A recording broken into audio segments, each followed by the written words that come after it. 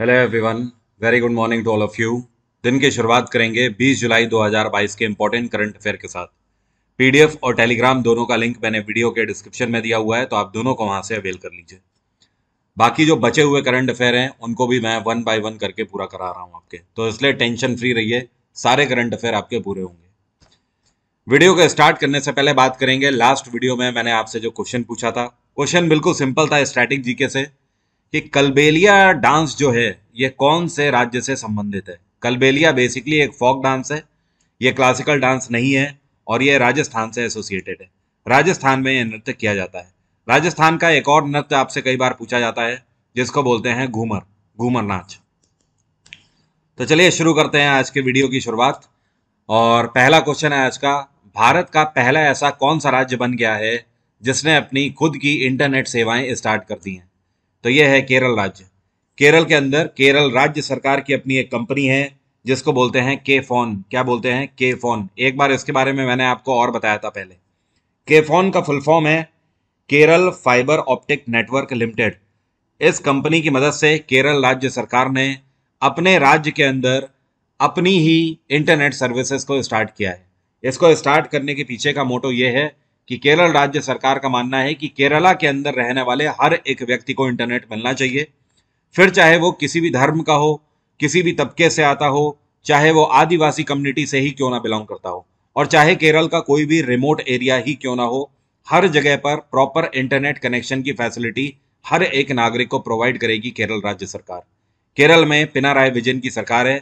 पिछले साल ही विधानसभा के इलेक्शन हुए थे, एक बार फिर से इनकी सरकार आई है। ये दूसरे बार मुख्यमंत्री की पोस्ट सर्व कर रहे हैं और साथ में यहाँ पर गवर्नर है आरिफ मोहम्मद खान। अगला क्वेश्चन है, अभी हाल ही में एक किताब लॉन्च हुई है। इस किताब का नाम है the dharma of justice in the Sanskrit epics, debates on gender, varna and species. ये किताब किसके द्वारा लिखी गई है? ये किताब लिखी गई है रूथ वनीता के द्वारा। किसके द्वारा? रूथ वनीता। इस किताब की खास बात यह है कि बेसिकली ये जो रूथ वनीता है ये यूनिवर्सिटी ऑफ मोंटाना में प्रोफेसर के तौर पर पढ़ाती हैं। मोंटाना आपका अमेरिका में पड़ता है, ठीक है। तो जो रूथ वनीता ने किताब लिखी है, इस किताब में इन्होंने बखूबी ये बताया है कि आज की डेट में जो डिबेट्स हैं मेंस और विमेंस को लेकर सभी सेक्शन के सोसाइटी में, वहां पर कई चीजें डिस्क्राइब करी गई हैं, जैसे कि जेंडर के आधार पर डिस्क्रिमिनेशन है, वर्ण के आधार पर है, पावर्टी के आधार पर है, गरीबी है तो अमीरी है, उनके बीच का अपना डिफरेंस है, एज के आधार पर, डिसेबिलिटी के आधार पर।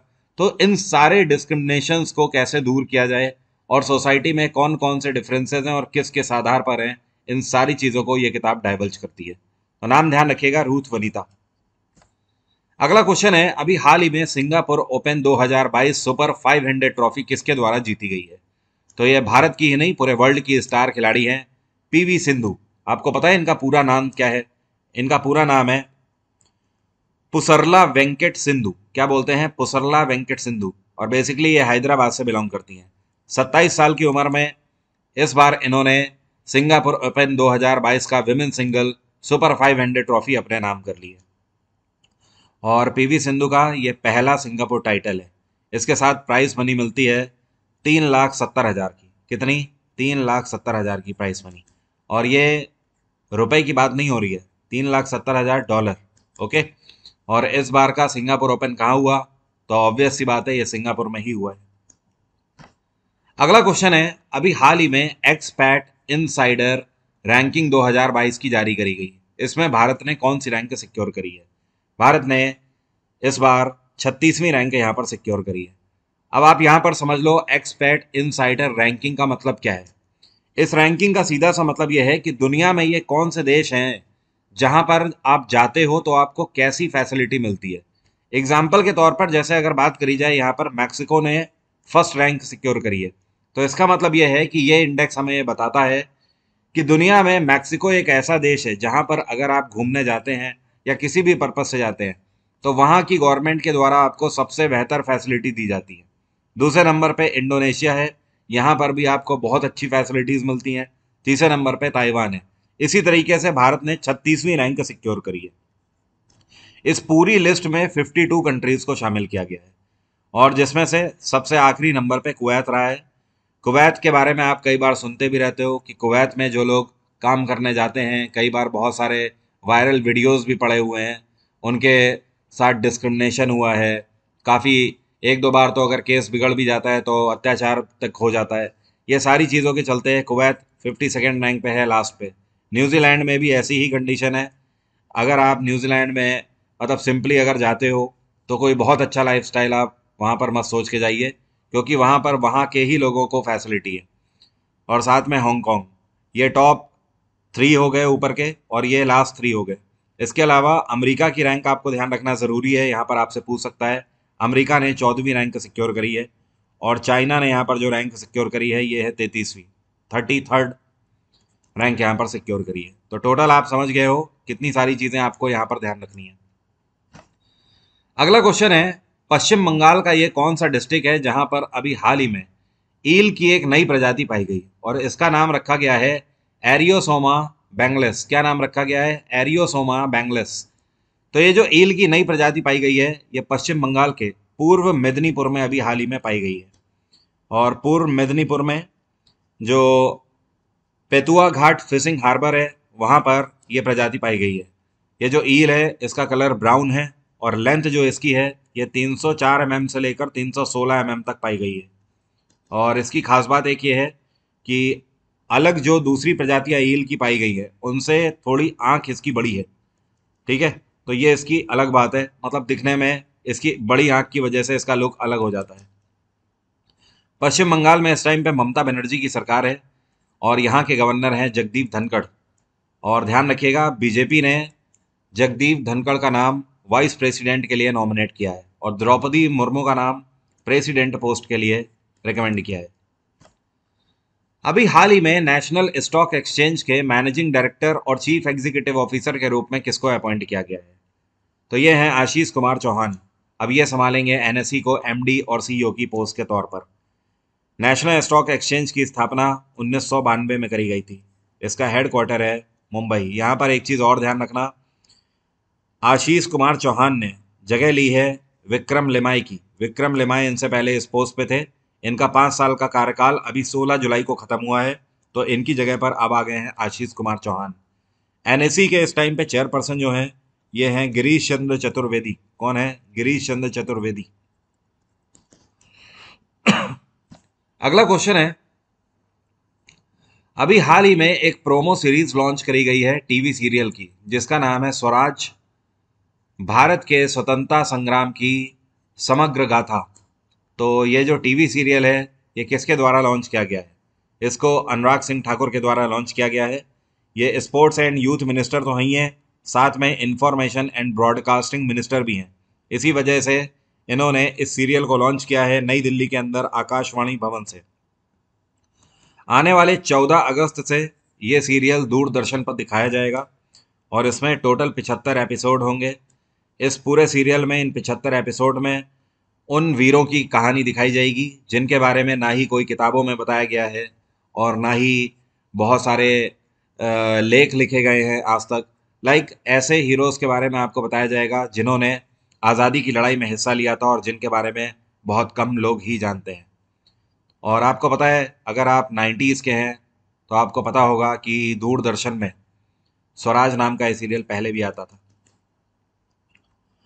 अगला क्वेश्चन है, अच्छा एक चीज़ और ध्यान रखिएगा, ऑल इंडिया रेडियो जो है उसमें भी सिर्फ वॉइस के तौर पर ही इसका प्रसारण किया जाएगा।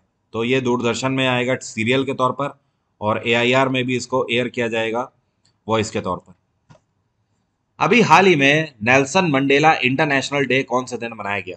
तो ये दिवस हम लोग मनाते हैं 18 जुलाई को। परसों के दिन ये दिवस मनाया गया। इस बार 2022 की थीम थी do what you can with what you have where you are. तो इतनी बेहतरीन और इंटरेस्टिंग थीम आई थिंक नहीं हो सकती है।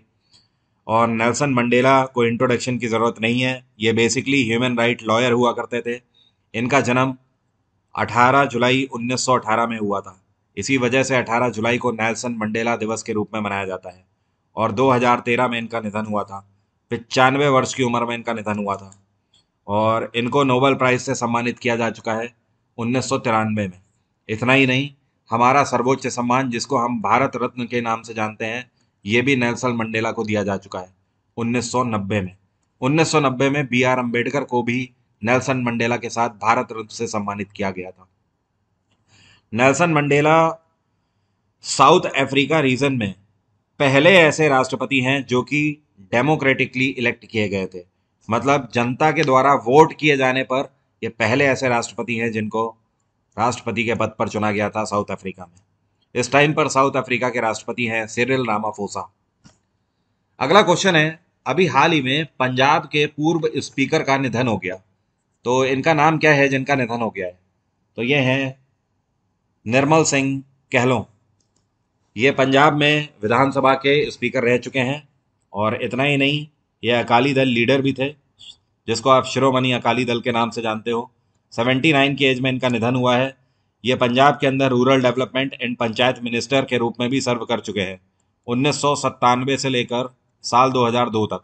और अगर बात करी जाए ये विधानसभा के स्पीकर रहे हैं तो 2007 से लेकर 12 तक ये विधानसभा के स्पीकर थे।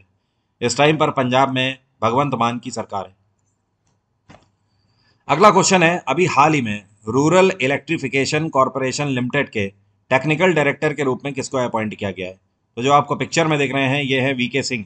वीके सिंह अब संभालेंगे रूरल इलेक्ट्रिफिकेशन कॉरपोरेशन लिमिटेड को टेक्निकल डायरेक्टर के तौर पर, और ये इसी में एग्जीक्यूटिव डायरेक्टर की पोस्ट पे कार्यरत थे। इनका प्रमोशन हो गया। अगला क्वेश्चन है, ये कौन सा देश है जिसने अभी हाल ही में एविएशन पैसेंजर चार्टर लॉन्च किया है ऐसे यात्रियों के लिए जो कि हवाई यात्रा करते हैं, और ये चार्टर उन यात्रियों की मदद करेगा उनके राइट्स जानने में? तो ये है ब्रिटेन। अब यहाँ पर चार्टर का मतलब ये मत समझ लीजिएगा कि चार्टर प्लेन लॉन्च किया है, नहीं। आपको पता है ना, हिस्ट्री में मैं आपको पढ़ाता हूँ, चार्टर एक्ट याद होगा, पॉलिटी में भी पढ़ाया है चार्टर एक्ट। तो चार्टर एक्ट जैसे उस टाइम पे ब्रिटिश गवर्नमेंट के द्वारा कानून पास किए जाते थे, एक तरीके का सर्कुलर होता है, ओके। उसमें बताया जाता है कि अब क्या क्या चेंजेस हो रहे हैं। तो ब्रिटिश गवर्नमेंट के द्वारा वहाँ पे पैसेंजर्स के राइट जानने के लिए कई बार ऐसा होता है कि पैसेंजर मिसगाइड हो जाते हैं, और एयरपोर्ट में बहुत सारी चीज़ें वो अवेल भी नहीं कर पाते हैं, उन्हें अपने राइट्स नहीं पता होते हैं।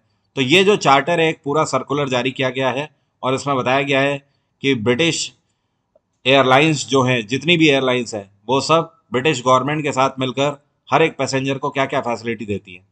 ब्रिटेन में बोरिस जॉनसन की सरकार थी, लेकिन इन्होंने अभी 10 दिन पहले ही रिज़ाइन कर दिया है, और अब यहाँ पर फ्लोर टेस्ट हो रहे हैं जिसमें ऋषि सुनाक नंबर 1 पे चल रहे हैं, भारतीय मूल के हैं, और ये ब्रिटेन के फाइनेंस मिनिस्टर भी हैं। ऋषि सुनाक ने अभी पहले फ्लोर टेस्ट में टॉप किया है, 101 सांसदों का इनको सपोर्ट मिला है। और ऑस्ट्रेलिया से याद आया, ध्यान रखिएगा, अभी 1 महीने पहले ही ऑस्ट्रेलिया में नए प्रधानमंत्री अपॉइंट किए गए हैं। इनका नाम क्या है?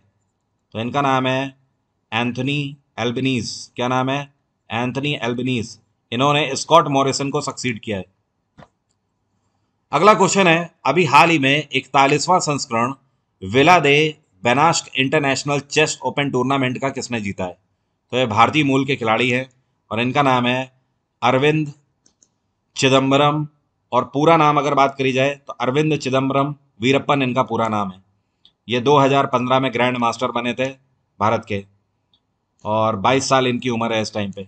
इस बार का जो बेनास्क इंटरनेशनल चेस ओपन टूर्नामेंट हुआ है ये स्पेन में हुआ है। तो भारतीय खिलाड़ी अरविंद चिदम्बरम ने एक बार फिर से भारत का नाम रोशन किया।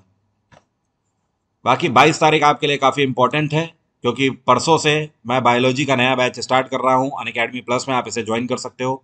इस टाइम पर बेस्ट ऑफर भी चल रहा है, 22 तारीख तक ऑफर है। आप मेरा कोड वरुण777 अगर लगाते हैं तो किसी भी सब्सक्रिप्शन पर आपको ये बेस्ट ऑफर मिल रहा है, मतलब 12 महीने पे 2 महीने और 24 महीने पे 4 महीने का एक्स्ट्रा सब्सक्रिप्शन, और इसके अलावा 15% तक का फ्लैट डिस्काउंट आप प्राप्त कर सकते हो। अपार्ट फ्रॉम दिस, आज जो है 20 जुलाई है, और यहाँ पर गलती हो गई है लिखने में 21 जुलाई। 20 और 21, आज और कल दोनों दिन मैंने आपके लिए 12:30 बजे ल्यूसेंट क्विज की क्लास रखी हुई है। दोनों क्लास का लिंक वीडियो के डिस्क्रिप्शन में है। ये दोनों क्लास फ्री ऑफ कॉस्ट हैं, तो लिंक पे जाइए, क्लिक करिए और खुद को एनरोल कर लीजिए। क्लास खोलने के लिए अनलॉक कोड आपको पता ही है, वरुण777 है। तो आज मुझसे मिलना मत भूलिएगा। दोपहर में 12:30 बजे ल्यूसेंट का क्विज करेंगे, और यहाँ पर देखेंगे कितनी हमारी तैयारी चल रही है। अपार्ट फ्रॉम दिस, अब बात करते हैं आज के क्वेश्चन की। आज मेरा आपसे क्वेश्चन है पॉलिटी से। क्या आप मुझे बता सकते हो हमारे संविधान में कौन सा संशोधन हुआ था जिसमें लोकसभा और विधानसभा दोनों चुनावों के लिए 21 वर्ष से घटाकर 18 वर्ष उम्र कर दी गई है मतदान के लिए। मतलब अगर आपको वोटिंग करना है तो पहले 21 साल उम्र हुआ करती थी कम से कम, लेकिन कौन से संशोधन के तहत इसको घटाकर 18 कर दिया गया था। तो अब आप 18 की उम्र में लोकसभा और विधानसभा दोनों चुनावों में मतदान कर सकते हो। तो आपको बताना है ये कौन से संशोधन के तहत हुआ था। पता है तो कमेंट बॉक्स में लिखकर जल्दी से बताइए। आज की बात यहीं तक रहेगी। Thank you so much, have a nice day, take care, आपका दिन मंगलमय हो।